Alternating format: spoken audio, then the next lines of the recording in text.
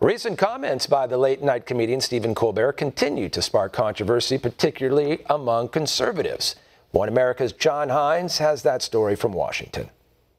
The incident with Stephen Colbert reminds some conservatives that political humor has changed, along with the times, and that today much of the media is infused with a more liberal ethos compared to a time when comedians like Johnny Carson dominated late-night TV. Apparently the president and Mrs. Reagan are out here in California. He has a new office building in Century City, and he's going to write his memoirs.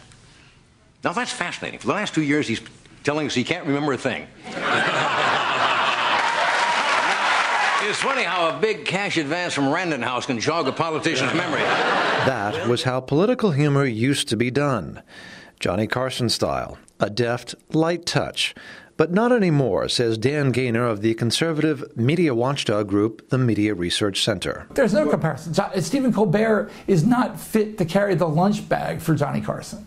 He's nowhere as talented, he's nowhere as witty, he's nowhere as beloved. What happened? What happened is more and more the media in this country became 100% or 95% or whatever dominated by the left. But it's a left that appears to be embittered, that it seems to be losing politically, at least lately, says Gaynor.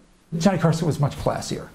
And so he would take digs at the president. They were humorous, but they were not, he was not just ranting and tossing four-letter words at the president. We're now in an era of vicious rants that aren't funny at all.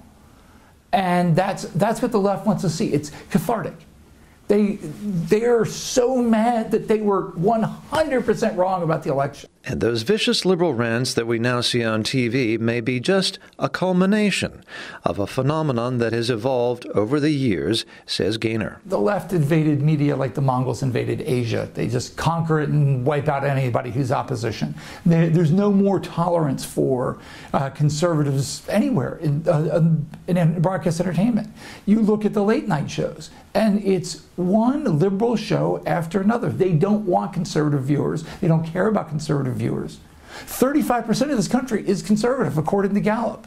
That's 1/4 more than people who openly declare they're liberal. If you're openly liberal, you've got like 400 and some TV shows. If you're conservative, you've got about 3. Gaynor adds that if Stephen Colbert were conservative, he'd have been fired by now. But because he's a liberal, the controversy will probably fade quickly. John Hines, One America News, Washington.